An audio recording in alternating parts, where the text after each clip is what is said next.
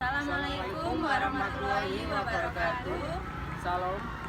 Om Swastiastu, Namo Buddhaya, salam kebajikan, salam sejahtera bagi kita semua. Kami dari kelompok 2 akan membahas tentang bab 3 mengenai rezim dan ideologi politik. Sebelumnya perkenalkan, nama saya Alia Syifa Wasilatul Umah dengan akhiran NIM 404. Saya Tiara Ayu Nentias dengan akhiran NIM 385. Saya Nuri Swaya dengan akhiran NIM 386. Saya Nuriati Saito dengan akhiran NIM 375. Saya Muhammad Fauzan Azami dengan akhiran NIM 382. Sebelum membahas tentang rezim terbaik dan ideologi-ideologi politik, sebelumnya saya akan membahas tentang teori politik.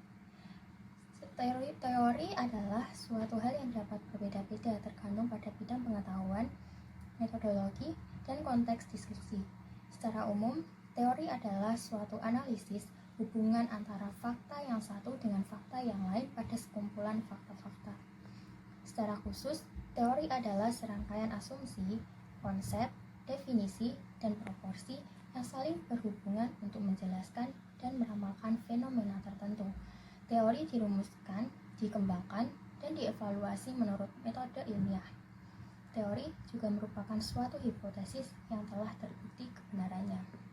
Sedangkan teori politik adalah studi yang berkaitan dengan konsep, tujuan, metode, dan dampak dari aktivitas politik. Teori politik mencoba menjelaskan dan meramalkan fenomena politik dengan menggunakan asumsi, definisi, proposisi, dan kritik. Teori politik juga merupakan hipotesis yang telah teruji kebenarannya dengan metode ilmiah. Ada beberapa hal yang perlu diketahui tentang teori politik. Yang pertama, teori politik berbeda dengan filsafat politik dan ideologi politik. Yang kedua, teori politik dibentuk oleh paradigma, yaitu cara pandang yang mendasari suatu teori. Ada beberapa paradigma dalam teori politik, seperti realisme, idealisme, marxisme, liberalisme, feminisme, postmodernisme, dan lain-lain. Teori politik mempunyai komponen-komponen yang saling berhubungan, yaitu variabel, hipotesis, konsep, definisi operasional, indikator, dan pengukuran. Yang keempat, teori politik dapat dikembangkan dan dievaluasi dengan melakukan penelitian empiris atau normatif. Penelitian empiris adalah penelitian yang didasarkan pada pengamatan dan pengujian data atau fakta. Penelitian normatif adalah penelitian yang berdasarkan pada pertimbangan etika atau moral. Pengertian ideologi politik. Apa sih ideologi politik itu?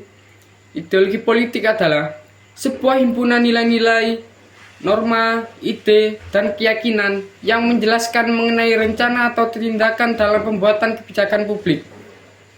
Jadi, ideologi itu dasarnya membicarakan tentang gagasan yang belum terwujud, sehingga harus diaplikasikan ke dalam masyarakat.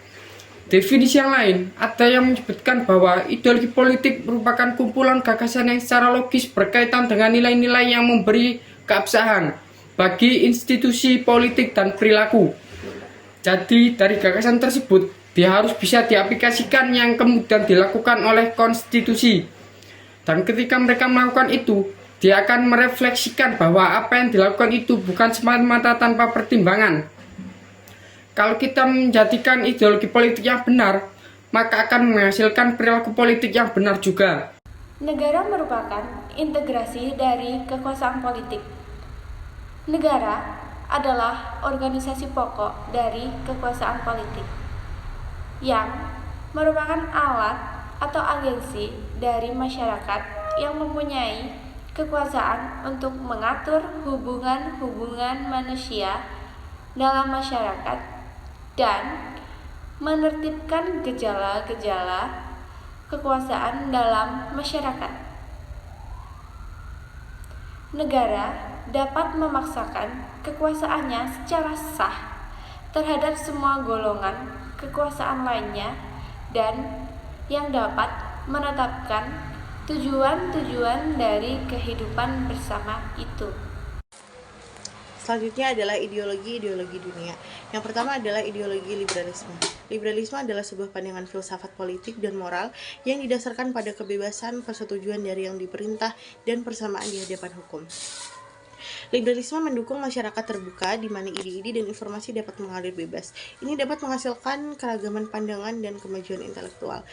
Namun, terlalu banyak fokus pada kebebasan individu dalam masyarakat liberal dapat mengabaikan pentingnya tanggung jawab sosial dan kebutuhan kolektif. Yang kedua, konservatisme. Ideologi konservatisme adalah pandangan politik dan sosial yang mendorong untuk mempertahankan nilai-nilai tradisional, institusi sosial, dan struktur masyarakat yang telah ada selama bertahun-tahun. Yang ketiga adalah ideologi sosialisme dan komunisme. Ideologi sosialisme dan komunisme adalah dua ideologi politik yang memiliki banyak kesamaan dalam pemahaman mereka tentang kepemilikan bersama, sumber daya, dan redistribusi kekayaan. Komunisme bertujuan untuk menghapuskan ketidaksetaraan ekonomi dengan mendistribusikan kekayaan dan sumber daya secara merata. Ini bisa mengurangi jurang antara yang kaya dan yang miskin. Komunisme bermaksud menghapus kelas sosial dan menghasilkan masyarakat tanpa pemilih kapitalis dan pekerja. Namun, banyak negara komunis telah mengalami pertumbuhan birokrasi besar yang dapat menghasilkan ketidakberdayaan, korupsi, dan ketidakberhasilan dalam pengambilan keputusan yang efisien. Serta beberapa sistem komunis cenderung otoriter dan membatasi kebebasan politik serta kebebasan berbicara. Yang keempat adalah fasisme. Ideologi fasisme adalah pandangan politik otoriter yang menekankan nasionalisme yang ekstrim, penggunaan kekuatan fisik, kepemimpinan otoriter, dan penindasan terhadap oposisi politik. Thomas Hobbes adalah seorang filsuf Inggris. Hobbes terkenal karena bukunya tahun 1651 yang berjudul Leviathan, yang di dalamnya ia menguraikan bentuk teori kontrak sosial yang berpengaruh. Beliau mengemukakan bahwa pada dasarnya manusia mementingkan diri sendiri dan bersifat rasional, serta manusia cenderung berkonflik. Selanjutnya ada Plato. Plato adalah seorang filsuf dan matematikawan Yunani, secara spesifik dari Athena. Dilihat dari perspektif sejarah filsafat, Plato digolongkan sebagai filsuf Yunani kuno. Ia adalah penulis Philosophical Dialogues dan pendiri dari Akademi Platonik di Athena, sekolah tingkat tinggi pertama di dunia barat. Pemikiran Plato yang utama adalah ide-ide yang mencangkup masalah universal. Plato menjelaskan bahwa jika ada sejumlah individu yang memiliki nama yang sama, mereka juga memiliki satu ide atau forma bersama. Yang terakhir ada Aristoteles, adalah seorang filsuf Yunani yang menjadi guru dari Alexander Agung. Ia menjadi murid dari Plato ketika berada di Athena. Aristoteles belajar dari Plato selama 20 tahun, mulai pada umur 17 tahun. Sekian dari kelompok kami, kurang lebihnya mohon maaf. Wassalamualaikum warahmatullahi wabarakatuh.